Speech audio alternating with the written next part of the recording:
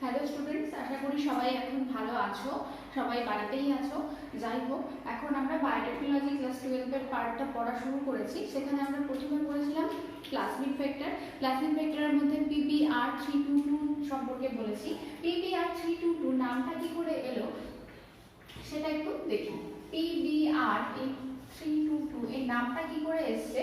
এই যে PBR322 সেটা আবিষ্কার করেছিলেন বিজ্ঞানী বলিভার এবং রড্রিগেজ। তো বলিভারের বি এবং রড্রিগেজের আর, এই দুটো নিয়ে তৈরি হয়েছে নামটা PBR322। আমরা নেক্সট যেটা পড়বো সেটা হলো PUC19 ভেক্টর। PUC19। এবার PUC, তাহলে এই নামটাও নিশ্চয়ই কোনোভাবে এসেছে। সেই PUC19 নামটা এসেছে ইউনিভার্সিটি অফ ক্যালিফোর্নিয়া থেকে, যেখানে এটা আবিষ্কার হয়েছিল। অর্থাৎ ইউসি মানে কি? ইউনিভার্সিটি অফ ক্যালিফোর্নিয়া, যেটা প্লাজমিডটার নাম পি, প্লাজমিডের যেহেতু এটা একটা প্লাজমিড সেই জন্য এটা পি, তারপর রয়েছে ইউনিভার্সিটি অফ ক্যালিফোর্নিয়া 19। ঠিক আছে, আজকে তাহলে আমরা PUC19 এর গঠনটা পড়ছি। PUC19 যে গঠনটা দেখায় আমাদের, সেটা একটা প্লাজমিডের গঠন। সেই প্লাজমিডটা কেমন দেখতে একটু দেখি। এই প্লাজমিডের ল্যাগ জেড বলে একটা স্থান রয়েছে। সেই ল্যাগ জেড স্থানটা হলো এইখানে, এই পার্টটা হলো ল্যাগ জেড। এরপর এখানে রয়েছে অ্যাম্পিসিলিন রেজিস্ট্যান্ট জিন, অ্যাম্পিসিলিন রেজিস্ট্যান্ট জিন। তারপর রয়েছে অরিজিন অফ রেপ্লিকেশন স্থান বা অরি সংক্ষেপে। তারপর রয়েছে এমসিপি বলে একটা বিশেষ, এমসিএস বলে একটা বিশেষ স্থান। এই জায়গাটা হলো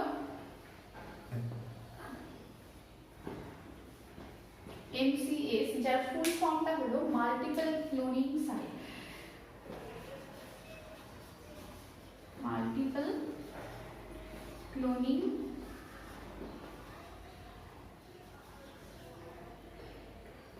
সাইট। এই মাল্টিপল ক্লোনিং সাইটে দেখা যায় অনেকগুলো রেস্ট্রিকশন এনজাইম থাকে, যেটা এখানে আমার একটু জায়গায় হয়তো লেখাটা ধরবে না, সেই জন্য আমি এর এই বলা শেষ হয়ে গেলে সেখানে আমি একটা তোমাদের ছবি প্রোভাইড করে দেবো। এবার এমসিএস স্থানটার পরে তারপরে রয়েছে ল্যাগ আর স্থান। এরপরে আরেকটা স্থান দেখা যায়, সেটা হলো ল্যাগ আর স্থান। এরপরে পি এল এ সি এরকম একটা স্থান দেখা যায়। তো এতগুলো এই জিনিসগুলো তোমাদের ক্লাস 12 লেভেলের জন্য ততটা গুরুত্বপূর্ণ না হলেও ভালো করে শিখে রাখবে, কোনো কম্পিটিটিভ এক্সামে সেটা তোমাদের কাজে লাগতে পারে। তো এই এমসিএস স্থান যেখানটায় বললাম, আমি এখানে অনেকগুলো রেস্ট্রিকশন এনজাইমের জায়গা পাই। আমি এখানে খুব বেশি 6টা-7টা লিখতে পারবো, কিন্তু 6টা-7টা সেজন্য এখানে না লিখে আমি তোমাদের ছবি প্রোভাইড করে দিচ্ছি।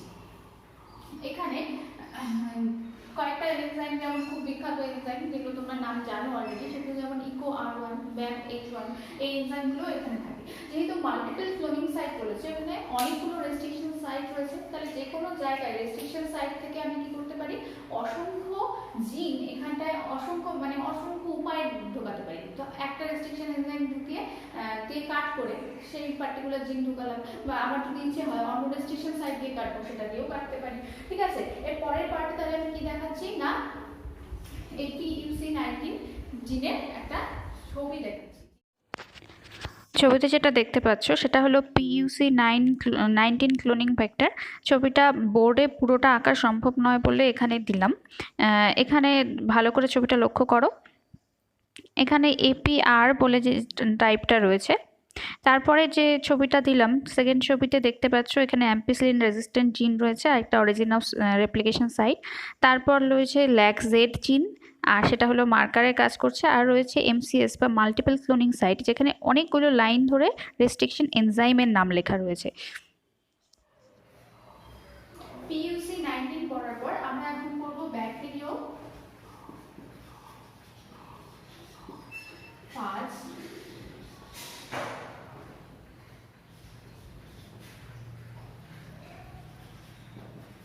Cloning vector. এই ব্যাকটেরিওফাজ ক্লোনিং ভেক্টর সম্পর্কে জানার আগে আমাদের ব্যাকটেরিওফাজ আসলে কি সেটা একটু জানা থাকা দরকার। আশা করি তোমরা জানো, ক্লাস 11 ছিল তোমাদের ব্যাকটেরিওফাজের সাহায্যে ট্রান্সডাকশন পদ্ধতি সম্পর্কে তোমরা পড়েছিলে।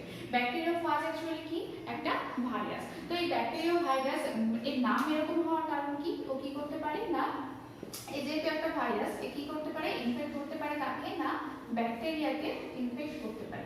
কিভাবে ইনফেক্ট করে, ব্যাকটেরিওফাজ দেখতে অনেকটা ষড়ভুজাকার মস্তক, তারপর একটা গ্রীবা অংশ, তারপর রয়েছে কিলক বা কাটা। তো এর মাঝখানে এর ভেতরে থাকে এর জিনটা, এই জিন অংশটা, জিনটা সাধারণত হয় লিনিয়ার জিন বা সরলরৈখিক। সেই সরলরৈখিক জিনটা যখন এর ব্যাকটেরিয়ার মধ্যে প্রবেশ করে, ধরো এখানে একটা ব্যাকটেরিয়ার গায়ে ও সংলগ্ন হয়েছে, এটা একটা ব্যাকটেরিয়া, এই ব্যাকটেরিয়ার ভেতরে ওর নিজস্ব জিন রয়েছে। এবার এই যে ব্যাকটেরিওফাজ এ কি করবে, এই যে ওর ভেতরে জিনটা রয়েছে সেই জিনটাকে ও ইনজেক্ট করে দেয়, কার মধ্যে না এর মধ্যে। ব্যাকটেরিয়ার কোষে ইনজেক্ট হওয়ার সঙ্গে সঙ্গে এই জিনটা কি হয়ে যায়, সার্কুলার হয়ে যায়। এই জিনটা কিরকম ভাবে তাহলে ইনজেক্ট করে দিয়েছে, ইনজেক্ট করে দেওয়ার পর বাকি খোলকটা ওর বাইরেই করে থাকে, কি বলে ঘোষ, এটা সম্পর্কে জানো। তো এই জিনটা ইনজেক্ট করার পরে বললাম সার্কুলার হয়ে যাবে, তাহলে সার্কুলার হয়ে গেলে তার ভিতরে এইভাবে অবস্থান করবে। এই ক্ষেত্রে আবার দুটো জিনিস হতে পারে, এই জিনটা সরাসরি এই জিনের মধ্যে ঢুকে যাবে, এই জিনের মধ্যে ঢুকে গেলে ব্যাপারটা কিরকম হবে, সেকেন্ড স্টেপে এই জিনের মধ্যে যদি ঢুকে যায়,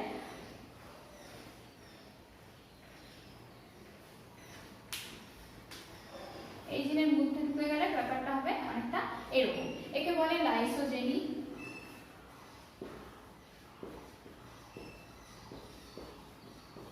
এবার যদি এরকম না হয়ে সেকেন্ড টাইপ হয়, এটা হলো 1 নম্বর টাইপ দেখালাম। আর এর উদাহরণ কি, বেশিরভাগ ল্যামডা ফাজগুলো এই ধরনের বৈশিষ্ট্য দেখায়। এবার যদি এরকম না হয়ে অন্য আরেকটা কি হতে পারে, এই স্টেপে গিয়ে এই নিজের অসংখ্য প্রতিলিপি তৈরি করতে পারে। নিজের অসংখ্য প্রতিলিপি তৈরি করার মানে কি, অসংখ্য জিন তৈরি করবে। অসংখ্য জিন তৈরি করার পরের স্টেপে আমার অনেকগুলো স্টেপ দেখানোর এখানে জায়গা হচ্ছে না বলে আমি একটা ছবিতে দেখিয়ে দিচ্ছি পরপর। তো এই যে তার পরের স্টেপেও কি করবে, নিজের জিন তৈরি করার সঙ্গে সঙ্গে ওর শরীরের অন্যান্য অংশগুলো আলাদা আলাদাভাবে তৈরি করবে। একবারে কোনো দিনই একসঙ্গে একটা ভাইরাস ও তৈরি করতে পারে না। তো সেই জায়গায় ও তৈরি করে কি, প্রথমে জিন, তারপর বাকি অংশগুলো তৈরি করে। এই বাকি অংশগুলো কিভাবে থাকে, এরকম ছড়িয়ে ছিটিয়ে থাকে। তারপর দরকার মতো কি করে, নিজেদের মাথার পরে গ্রীবা অংশ, তার ভিতরে তার জিন অংশ, সবগুলোকে এইভাবে একটা অ্যারেঞ্জমেন্ট করে দেয়। এই অ্যারেঞ্জমেন্ট করার পর কি করে, ফাটিয়ে নিয়ে, অ্যারেঞ্জমেন্ট করার পর ধরো এর একটা ব্যাকটেরিয়া এই অংশটা এখানে, এই অংশটা এখানে নিয়ে একটা ফাজ ভাইরাস তৈরি হয়ে গেছে। এরকম অসংখ্য কপি তৈরি হয়। এই অসংখ্য কপিগুলো দেখা যায়, তারপর এটা ফাটিয়ে দিয়ে বেরিয়ে চলে আসে। তো আমি হিসেব মতো দেখতে গেলে ধরো এই যে রেড কালারের ওর জিনটা ও যখন এখানে আক্রমণ করছে, তার আগেই যদি এর মধ্যে আমার দরকার মতো একটা কোনো জিন ঢুকিয়ে রেখে দিই, তাহলে কিরকম হবে, এখানে যদি একটা অন্য জিন ঢুকিয়ে দিই, তাহলে ও কি করবে, ওই জিনটাকে নিয়েই ও রেপ্লিকেট করবে, নিজের অসংখ্য কপি তৈরি করবে। ক্লোরিন ভেক্টরের কাজ কি না, একটা ঈপ্সিত জিন, আমার যেটা দরকারি জিন, তাকে অসংখ্য কপি তৈরি করা। তো আমি আগে থেকেই যদি ওর জিনের মধ্যে একটা কপি ঢুকিয়ে রাখি, তাহলে এই প্রত্যেকটা জিনের মধ্যে ওর অংশই আমি দেখতে পাবো। তাহলে ওর নিজের রেপ্লিকেশনের সঙ্গে সঙ্গে কি করবে, আমাদের দরকারি কোনো একটা জিনেরও প্রচুর পরিমাণে রেপ্লিকেশন ঘটাবে, সেটাই আমাদের ক্লোনিং ভেক্টরের কাজ অ্যাকচুয়ালি। তো এবার একটা ব্যাকটেরিওফাজ ক্লোনিং ভেক্টর আমরা দুটো সম্পর্কে জানবো, একটা হলো ল্যামডা ফাজ আর একটা হলো M13 ফাজ ভেক্টর। ঠিক আছে। এবার M13 এর গঠনটা একটু দেখি। সাধারণত ল্যামডা ফাজ কি করে, লাইসোজেনিক সাইকেলে প্রবেশ করার পর দরকার মতো আবার লাইটিক সাইকেল, এই সাইকেলটা হলো লাইটিক সাইকেলে প্রবেশ করতে পারে। যেহেতু ট্রান্সডাকশনে তোমরা একদম পড়েছো, তাই জন্য আমি এখানে ডিটেলসে গেলাম না। এবার M13 যে ফাজ, সেটার গঠন কিরকম একটু দেখি।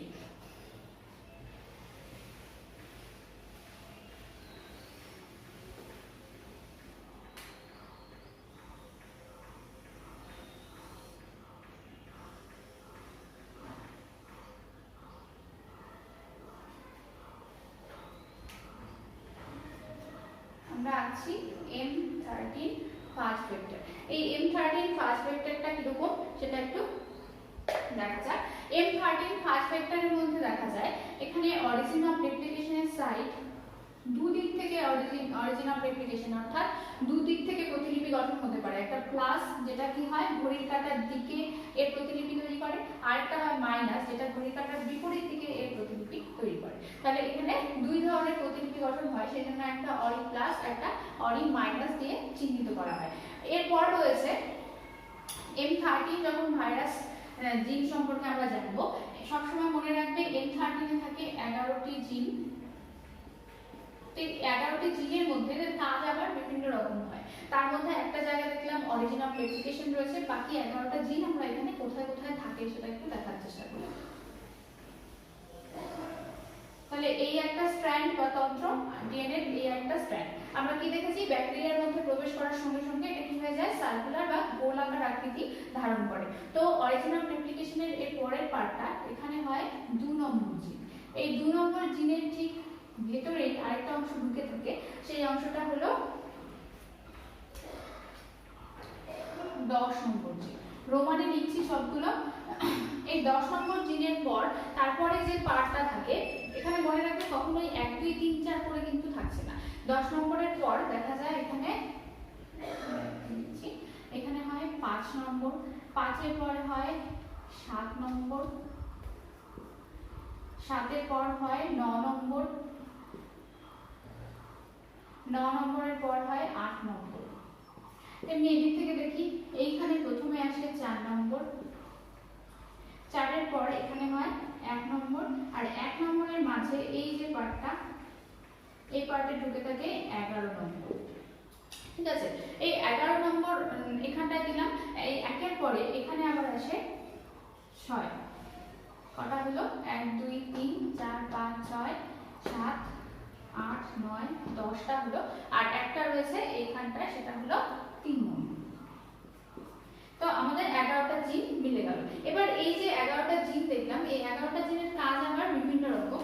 এখানে 2 10 এবং 5 এই তিনটে কাজ করে এই যে ভাইরাসটা রয়েছে তার প্রতিলিপি গঠন, অর্থাৎ ডিএনএ সংশ্লেষ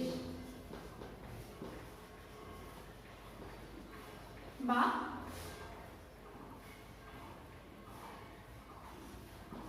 সিনথেসিস করে। তাহলে ডিএনএ সিনথেসিসের কাজ করে এই তিনটে জিন। এরপরে বাকি 7 9, তারপর রয়েছে 8, 8 এর পরে রয়েছে 3, 3 এর পর রয়েছে 6। এই সবগুলো মিলে তৈরি করছে ভাইরাসের ক্যাপসিড। ক্যাপসিড গঠন। তোমরা সে ক্যাপসিড মানে আগে জেনেছো, ক্যাপসিড মানে কি, ভাইরাসের ঠিক বাইরের দিকে যে আবরণীটা তাকে বলছে ক্যাপসিড। ক্যাপসিড তৈরি করতে জিন লাগছে কি কি, 7 9 8 3 এবং 6। বাকি যেগুলো পড়ে রইল 4 11 এবং 1, এই 4 11 এবং 1 এই জিনগুলো কাজে লাগে এদের অ্যাসেম্বল করতে। অ্যাসেম্বল করার মানে কি, আমরা দেখেছিলাম ব্যাকটেরিয়ার মধ্যে গিয়ে ব্যাকটেরিওফাজটা প্রথমে জিনের প্রতিলিপি তৈরি করছে, তারপর নিজের মস্তক, কিলক অংশ, গ্রীবা অংশ সব আলাদা আলাদা তৈরি করছে। এবার ওকে আস্ত হয়ে বের হতে গেলে কি হতে হবে, মাথার নিচে গলার অংশটা লাগতে হবে, তারপর তার কাটা অংশগুলো লাগতে হবে। তো সেই কাজগুলো কখনোই কিন্তু মাথার নিচে পা, তারপরে গলা, এরকম কখনো হয় না। তো ভাইরাসটাকে মাথা, তারপর গলার অংশ, তারপরে পায়ের অংশ, এগুলো ঠিকঠাক করে লাগতে গেলে যে জিনগুলো দরকার তাকে বলছে অ্যাসেম্বলি জিন। সেই অ্যাসেম্বলি জিন কোনটা, 4 নম্বর 11 নম্বর এবং 1 নম্বর, এগুলোকে বলছি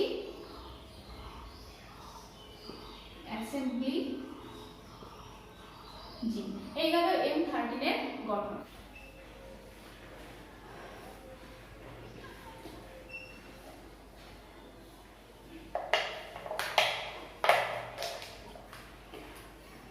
ভেক্টরের মধ্যে আমরা অলরেডি M13 অর্থাৎ ব্যাকটেরিয়াল ফাজের ভেক্টর, পিইউসি ভেক্টর এই সমস্ত পড়া হয়ে গেছে।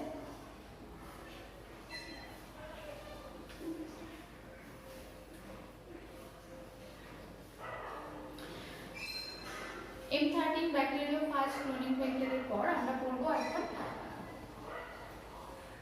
কসমিড। এই কসমিডটা তৈরি করা হয় সাধারণত 2 ধরনের ক্লোনিং ভেক্টরকে একসঙ্গে জোড়া লাগিয়ে। এই 2 ধরনের ক্লোনিং ভেক্টর কি কি না, ব্যাকটেরিওফাজ, ল্যাম্ডা ব্যাকটেরিওফাজের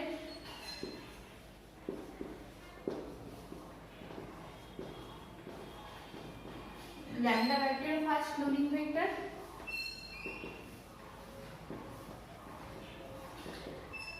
আর এর সঙ্গে জোড়া দেওয়া হয় ল্যাম্ডা ব্যাকটেরিওফাজ ক্লোনিং ভেক্টরের সঙ্গে প্লাজমিড একসঙ্গে জোড়া লাগিয়ে। তাহলে কি কি দিলাম? ব্যাকটেরিওফাজ অর্থাৎ ভাইরাসের ক্লোনিং ভেক্টর, তার সঙ্গে দিলাম প্লাজমিড।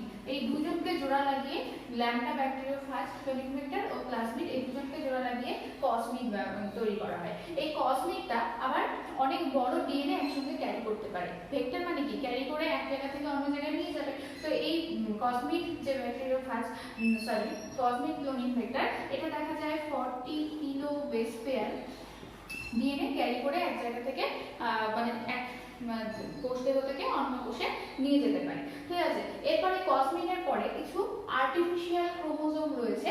আর্টিফিশিয়াল ক্রোমোজোম মানে কৃত্রিমভাবে তৈরি করা কিছু ক্রোমোজোম। সেই আর্টিফিশিয়াল ক্রোমোজোমগুলো কি কি সেটা একটু দেখি। তো আসছি আর্টিফিশিয়াল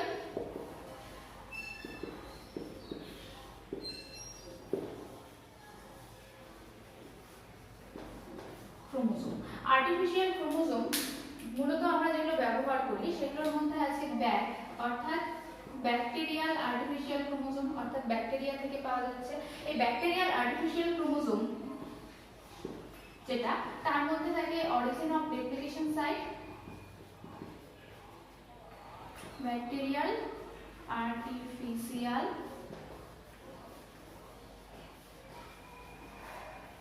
ক্রোমোজোম। এই ব্যাকটেরিয়াল আর্টিফিশিয়াল ক্রোমোজোমের মধ্যে রয়েছে অরিজিন অফ রেপ্লিকেশন সাইট,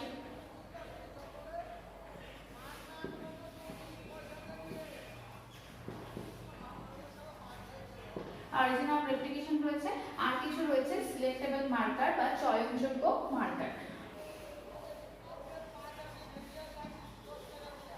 এই যে বৈশিষ্ট্যগুলো রয়েছে যেটা সমস্ত ভেক্টরেই থাকতে হয়, এরও রয়েছে অরিজিন অফ রেপ্লিকেশন রয়েছে, আর সিলেক্টেবল মার্কার রয়েছে, আর রেস্ট্রিকশন সাইট তো অবশ্যই থাকবে ভেক্টর মানে।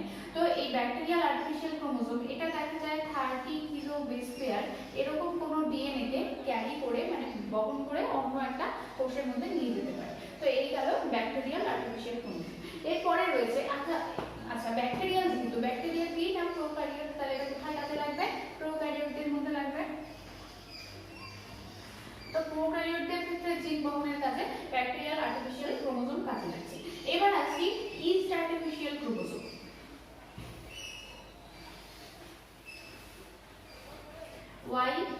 YAC ইয়াক। এই বানানটা আবার এটার সঙ্গে গুলিয়ে দেবে না কখনো। এই ইয়াক মানে কি না চণ্ডীগড়, কিন্তু এই ইয়াক মানে কি east artificial chromosome.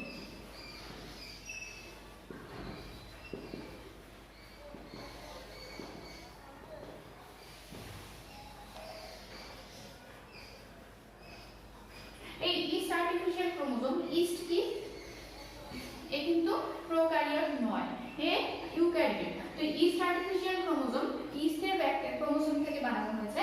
East artificial ক্রোমোজোমের মধ্যে যে বৈশিষ্ট্যগুলো রয়েছে, এটার একটা লিনিয়ার ক্রোমোজোম মানে সরলরৈখিক, কিন্তু আমরা যখন এটার সাহায্যে কোনো কিছু মানে ঢোকাই বা বের করি তাকে আমি একটা গোল বা সার্কুলার রূপ দেওয়া হয়েছে। সেই রূপটা কিরকম? ইস্ট আর্টিফিশিয়াল ক্রোমোজোমের কি কি বৈশিষ্ট্য আছে দেখি। ইস্ট আর্টিফিশিয়াল ক্রোমোজোম অনেকটা সোজা সাপটা গঠন আমি দেখাবো। এখানে রয়েছে ইকো R1 রেস্ট্রিকশন সাইট, এই জায়গাটা অল্প মুছে দিচ্ছি। ইকো R1 রেস্ট্রিকশন সাইট, এইখানে রয়েছে যেহেতু একটা ক্রোমোজোম, ক্রোমোজোমের সেন্ট্রোমিয়ার বা মুখ্য খাস থাকবে। তো এইখানটা হলো সেন্ট্রোমিয়ার বা মুখ্য খাস। CEM দিয়ে আমি কি বোঝাচ্ছি না সেন্ট্রোমিয়ার বা মুখ্য খাস। সেন্ট্রোমিয়ারের পর আরেকটা সেন্ট্রোমিয়ার, এছাড়া ক্রোমোজোমে কি থাকে? টেলোমিয়ার থাকে। এর দুই প্রান্তে দুটো টেলোমিয়ার থাকে, আর মাঝখানে থাকে ব্যাম H1 সাইট। তাহলে এটা কি? ব্যাম H1, আর এইখানে থাকছে একটা টেলোমিয়ার TEL লিখলাম। এখানেও রয়েছে একটা টেলোমিয়ার TEL। তাহলে এই দুটো টেলোমিয়ার স্থান রয়েছে। এখানে রয়েছে অরিজিন অফ রেপ্লিকেশন বা অরি স্থান। এরপর রয়েছে মার্কার, এখানে দুটো মার্কার থাকে, এখানে মার্কার 1 মার্কার B, এদিকে দিয়ে মার্কার A। এটা কার ছবি? ইয়া বা ইস্ট আর্টিফিশিয়াল ক্রোমোজোমের ছবি।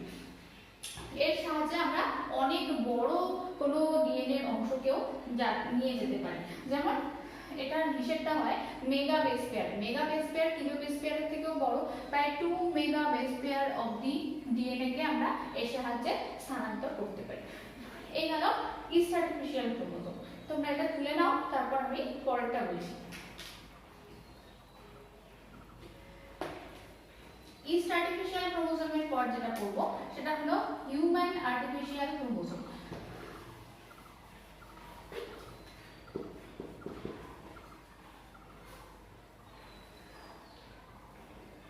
হিউম্যান আর্টিফিশিয়াল ক্রোমোজোম বা এইচএসি। এটা দেখা যায় এর যা গঠন সেটা হলো মানুষেরই ক্রোমোজোমের কোনো একটা অংশকে সুবিধাজনকভাবে ভেক্টরের মতো করে গড়ে নেওয়া হয়। সেইখানে আমাদের সিলেক্টেবল মার্কার ইত্যাদি আলাদা করে যোগ করতে হয়।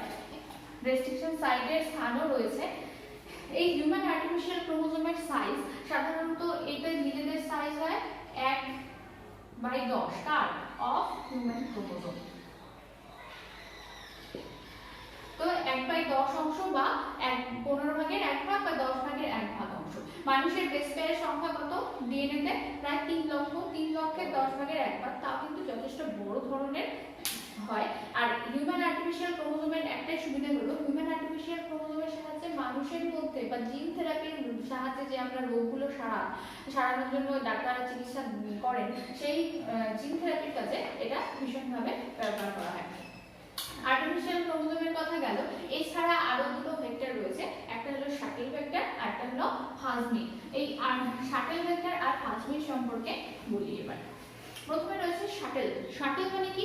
যার সাহায্যে এক জায়গা থেকে অন্য জায়গায় যাওয়া যায়। বাকি সবগুলো ভেক্টরেই তো যাওয়া যাচ্ছিল একটা থেকে আরেকটায়, তাহলে এই বিশেষ করে শাটেল কেন না? শাটেল ভেক্টর, এইকে শাটেল বলা হচ্ছে একটাই কারণে, শাটেল মানে এক জায়গা থেকে আরেক জায়গায় যাওয়া। এই শাটেল ভেক্টর যারা, তারা কি করে প্রোক্যারিওট থেকে ইউক্যারিওটের মধ্যে জিন বহন করে নিয়ে যেতে পারে। তাহলে এর বিশেষ কাজ কি? ইউক্যারিওট থেকে প্রোক্যারিওট বা প্রোক্যারিওট থেকে ইউক্যারিওটে এরা জিনকে বহন করে নিয়ে আসতে পারে। নইলে সাধারণত প্রোক্যারিওট থেকে প্রোক্যারিওটেকেই জিন বহন করা সম্ভব হয় না, তো ইউক্যারিওট থেকে ইউক্যারিওট। এর ক্ষেত্রে বিশেষ বৈশিষ্ট্য হলো এই ধরনের ভেক্টর ইউক্যারিওট থেকে জিন বহন করে নিয়ে প্রোক্যারিওটকে দেবে। অর্থাৎ এর কাজ কি? এই ধরনের ভেক্টর কোনো জিনকে ইউক্যারিওট থেকে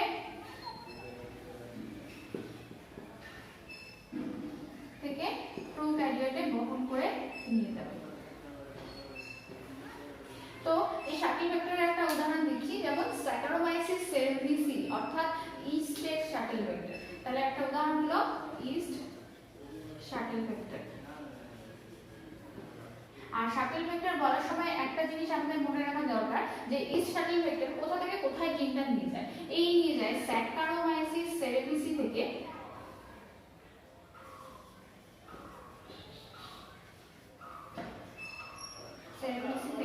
জিন দিয়ে পৌঁছায় ই কোলাইতে। অর্থাৎ স্যাকারোমাইসিস সেরেব্রিসি বা ইস্ট থেকে, সোজা কথা ইস্টও লিখতে পারো, তো ইস্ট থেকে ই কোলাইয়ের মধ্যে জিনটাকে বহন করে নিয়ে যায়। হয়ে গেল শাটেল ভেক্টর। এরপরে রয়েছে প্লাজমিড। এই প্লাজমিড এক ধরনের ভেক্টর। সেই প্লাজমিডের মধ্যে কি রয়েছে? পলিলিঙ্কার রয়েছে। তাহলে এরপরে কি করছি না, প্লাজমিড। প্লাজমিড এক ধরনের ভেক্টর, যেটা সাধারণত ই কোলাই ব্যাকটেরিয়া যে রয়েছে, ই কোলাইয়ের এফ প্লাজমিড অর্থাৎ ফার্টিলিটি ফ্যাক্টর যেটা, সেই এফ প্লাজমিডের আদলে তৈরি। এর মধ্যে কি রয়েছে? অরিজিন অফ রেপ্লিকেশন স্থান রয়েছে, আর রয়েছে পলিলিঙ্কার। এরাও বিভিন্ন জিন বহন করতে পারে। এই গেল মোটামুটি ভেক্টর সম্পর্কে। এছাড়া ইউক্যারিওটদের মধ্যে কিছু ভেক্টর লক্ষ্য করা যায়। যেমন ইউক্যারিওটদের কিছু ভেক্টর বলতে উদ্ভিদের ভেক্টর, উদ্ভিদের মধ্যে টিআই প্লাজমিড দেখা যায়। আর এছাড়া মানে আমাদের মানুষের মধ্যে আরো কতগুলো ভেক্টর ইউজ করা যায়, যেমন SB40 জিন। এই সমস্ত জিনগুলোর কথা পরে আবার আমরা